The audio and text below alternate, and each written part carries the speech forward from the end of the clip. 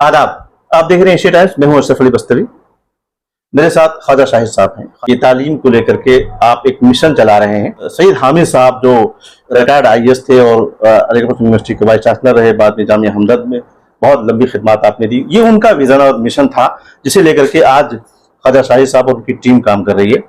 All India education movement एक ऐसी तहरीक थी जिसने हिंदुस्तान के कोने कोने में जाकर के हिंदुस्तानी मुसलमानों को तालीम से की अहमियत और अफादियत और उनके जो अदारे हैं वो कैसे काम कर रहे हैं उनका एक तरह से एक जायजा लेना और उनको एक दूसरे से कनेक्ट करने का काम करना। पिछले साल मुझे मौका मिला जयपुर की कॉन्फ्रेंस को कवर करने का। इस वक्त मैं पिंक सिटी राजस्थान जयपुर में इस वक्त मौजूद हूँ और हिंदुस्तान की तकरीबन 17 रियासतों से डेलीगेट्स यहाँ पर आए हुए हैं। आइए हम अंदर चलते हैं। मैं एक बात अक्सर कहा करता हूँ, फिर आपसे मैं ये कह देता हूँ, हम लोगों को बहुत ज्यादा रोने की जरूरत नहीं है। सबब तलाश करें, अपने हार जाने का किसी की जीत पे रोने से कुछ नहीं होगा। हिंदुस्तान के कोने कोने से लोग वहां जमा हुए, सबने एक दूसरे को आइडियाज शेयर किया, कौन क्या कर रहा है, एक दूसरे को जानने का मौका मिला। ये जो ऑल इंडिया एजुकेशन मूवमेंट है, इसका छोटा सा तारुफ मैं जानना चाहूंगा। सबसे पहले आपने सही तारुफ दे दिया है। मकसद यही है कि तालीमी बेदारी, ये पहला स्टेज थी जिसका आपने जिक्र किया सईद हामिद साहब के दौर का, कि हमारी तंजीम करीबन 25 साल पुरानी है। तालीमी बेदारी या बच्चों को स्कूलों तक लाना, जी, उनको आला तालीम के इदारों तक लाना और तालीम की अहमियत का अंदाजा दिलाना।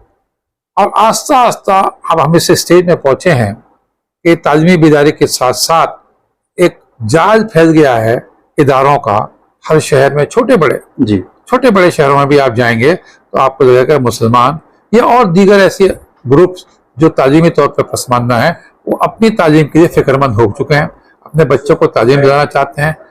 अब जरूरत इस बात की है कि जो तालीम को दी जाए वो कैसी हो और उससे क्या, उसके मकासद क्या हो। जी, तालीम मेयारी हो, तालीम की क्वालिटी बहुत अच्छी हो।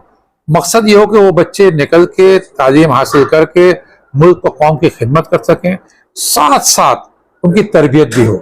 जी, तरबियत का मतलब यह है कि वो एक अच्छे शहरी बने, वो एक अच्छे इंसान बने। औरंगाबाद की जो कॉन्फ्रेंस अक्टूबर में तय है, 2 दिन की, 14 और 15 अक्टूबर को, क्या उसके खद्दोखाल हैं, क्या आइडिया है, क्या थीम है?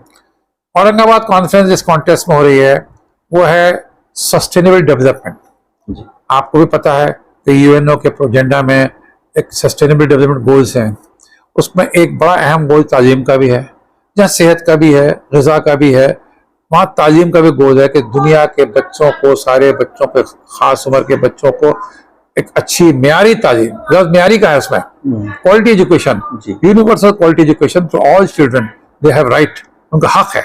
हमारे यहाँ भी राइट टू एजुकेशन दिया है कि 14 साल के बच्चों को फ्री तालीम का हक है, हुकूमत ने दिया है। तो इसका थीम यही है, एजुकेशन फॉर सस्टेनेबल डेवलपमेंट।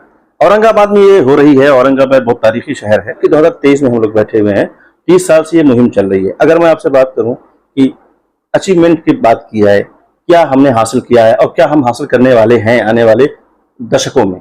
जो उस वक्त थी कि लोगों को तालीम की अहमियत बताना, ठीक है, वो स्टेज हमने हासिल करी है। ठीक है, उसमें मुझे कोई दो राय नहीं है, शुबा नहीं है। आज के मुसलमान और सारे वो लोग जो तालीमी तौर पर पसमानदा हैं, चाहे शेड्यूल कास्ट हो, चाहे शेड्यूल ट्राइब हो, चाहे और भी कोई हो, जेंडर पे हो, लड़कियां हो, सब तालीम की अहमियत का उनका एहसास है। बड़ा अचीवमेंट है ये आप क्वान्टिफाई नहीं कर सकते, नंबरों में नहीं गिन सकते, लेकिन अगर आदाद शुमार देखें, आज लड़कियों की तालीम, लड़कियां अपने तालीम के मैदान में बहुत आगे हैं। तो एक तो बड़ा अचीवमेंट ये है अपना कर। जी बिल्कुल। दूसरा ये है कि देखिए हमारे नॉर्थ इंडिया में खासतौर से आपने भी जिक्र किया, जी, तालीम का फैलाव इतना नहीं था और जितना कि हमें साउथ इंडिया में दिखता था अपने घर। लेकिन नॉर्थ इंडिया में भी अब हमें बहुत ही म्यारी इदारे दिखते हैं, बहुत म्यारी इदारे दिखते हैं, चाहे स्कूल के हों, चाहे वो आला तालीम के हों। यूनिवर्सिटीज़ बनी हुई हैं। अब अगर हमें यूनिवर्सिटी अगर हमदर्द यूनिवर्सिटी है, जौहर यूनिवर्सिटी है, इंटीग्रल यूनिवर्सिटी है, अल-फला यूनिवर्सिटी है, ये जो मुसलमानों के ताल्लुक से बता रहा हूँ अपने करके, तो ऐसा हायर एजुकेशन की तरफ अच्छे अच्छे इदारे कायम, स्कूलों की भी वो है। अब ये जो तीसरी स्टेज अब हम आए हैं कि जिससे मैंने कहा अगला गोल ये है कि हम इन सबका एक म्यार इतना ऊंचा करें, स्टैंडर्ड इतना ऊंचा करें जो दिखाए रिजल्ट के फॉर्म में। इन बच्चों का रिजल्ट कैसे आ रहा है, उनका आगे प्लेसमेंट कहाँ हो रहा है, वो जब निकल के जा रहे हैं उनको नौकरियां कहाँ मिल रही हैं, नौकरियां मिलने के बाद वो मुल्क की, कौम की खिदमत में कहाँ बैठे हुए हैं। देखिए 2 किस्म के बच्चे हैं, एक जो सिस्टम में है, एक जो ड्रॉप आउट्स हैं, या स्कूल तक आई नहीं है, जी। बाहर है सिस्टम से। तो दोनों पर तवज्जो करने की जरूरत है। जो सिस्टम के अंदर हैं उनके मेयार को हम कैसे आगे बढ़ाएं, और उनके बाकायदा फिर वो एक अलग करिकुलम क्या हो, टीचर्स ट्रेनिंग क्या हो, वो सारा एक अलग डिटेल की बात है। और जो स्कूल से बाहर है, सिस्टम से बाहर है, ड्रॉप आउट है या स्कूल तक आई भी नहीं है अभी तक, किसी वजह से, उसमें हेल्थ भी हो सकती है, उसमें उनकी माशी हालत भी हो सकती है, उनकी उसमें उनके वसाइल की कमी हो सकती है, एक्सेस नहीं हो सकती है, उनको कैसे स्कूल तक लाएं। ये दो अलग अलग टारगेट ग्रुप बना के इनके लिए प्रोग्राम बनाना है। तो क्या इसका भी कोई निजाम आप बना रहे हैं या बनाया है आपने कि वो एक एहतसाब किया जा सके कि हम क्या कितने कदम आगे गए, क्या कुछ इस तरह के भी मैकेनिज्म बना रहे हैं आप? बिल्कुल, आपने बहुत उम्दा पहलू की तरफ तवज्जो कराई है जी। मैंने आपसे जुमला कहा मॉनिटरिंग, जी। हम मॉनिटरिंग मैकेनिज्म बनाएंगे। ये पूरा इस बार जो है हमारा, हम उसको डिजिटल मॉनिटरिंग एक मैकेनिज्म बनाने जा रहे हैं, ताकि हम जिससे भी हो उनके साथ हमारा नेटवर्किंग रहे, हमारे पोर्टल के जरिए वो हमसे कनेक्टेड रहें। और जो हम इस बार हमारा जो काम करने का मोडिस ऑपरेंडी से कहते हैं, काम करने का तरीका होगा ये होगा कि हम जिस शहर में जिस लोगों से मिल के आएंगे वहाँ एक प्लान ऑफ एक्शन बना के आएंगे। कोशिश करेंगे कि उसी वक्त बन जाए, नहीं तो बाद में बैठ के कि उस इलाके की जरूरतें क्या हैं और उस इलाके के लिए हम क्या एक एक्शन प्लान बनाते हैं, और उस एक्शन प्लान के जरिए फिर हम यहाँ बैठ के या वो लोग खुद कैसे अपने आप की मॉनिटरिंग करें, जिसका आपने एहतसाब कहा। मैं ऑडिट नहीं कहूँगा, एहतसाब का मतलब ऑडिट हो गया, मैं एहतसाब मॉनिटरिंग कह ज्यादा बेहतर होगा। तो मैं मॉनिटरिंग कहूँगा, और उसमें फिर जो हम उस मॉनिटरिंग में अगर किसी को किसी चीज की जरूरत होगी, चाहे वो टेक्निकल अपग्रेडेशन की हो, चाहे कंसल्टेंसी की हो, चाहे फाइनेंस की भी हो, फिर हमारी कोशिश होगी कि हम उसको मुहैया करा पाए उसको। तो इस बार की ये फोकस ये होगा, वहाँ एक प्लान ऑफ एक्शन बने और उसका फिर कनेक्टिविटी नेटवर्किंग हो थ्रू डिजिटल पोर्टल, और उसकी हम मॉनिटरिंग करें ताकि हमको मालूम हो कि हमारे नतीजे आ रहे हैं कि नहीं आ रहे हैं। बिल्कुल। आप ये बताइए, आप मुझे जरा डिटेल दीजिए, जो औरंगाबाद की जो कॉन्फ्रेंस 2 दिन की होने जा रही है, इसकी डिटेल क्या है, किस तरह से आप लोग वहाँ प्लान कर रहे हैं, किस तरह से कारवां बनेगा, कारवां कहाँ कहाँ जाएगा, क्या कुछ आइडिया है? देखिए, औरंगाबाद के जो मैंने थीम तो आपको बताई है, जी। इसमें हमारे जो की नोट स्पीकर हैं, हमने प्रोफेसर कुंडू को मधु किया है। अच्छा।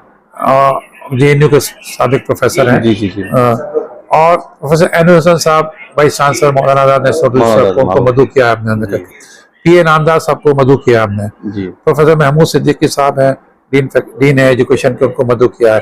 तो इस तरीके से हम हमारे रहमान साहब हैं, अब्दुल हक यूनिवर्सिटी के वाइस चांसलर हैं, वहाँ के हमने जो स्कूल हैं औरंगाबाद के अतराफ में, उनके प्रिंसिपल्स को हमने मधु किया है। बहुत सारे 10, 12, 15 स्कूलों के हमारे पास फहरिस्त है जो अतराफ में है, ताकि उसमें क्रिश्चियन स्कूल भी हैं, उसमें जैन स्कूल भी हैं, ताकि उनसे भी हम सीखें कि वो लोग कैसे अपने स्कूल कैसे दे रहे हैं अपने।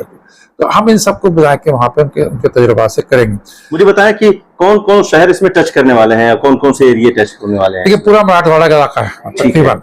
तो अहमदनगर है, शोजापुर है, पूना है, एक 2 ग्रुप हमने बनाए। अच्छा।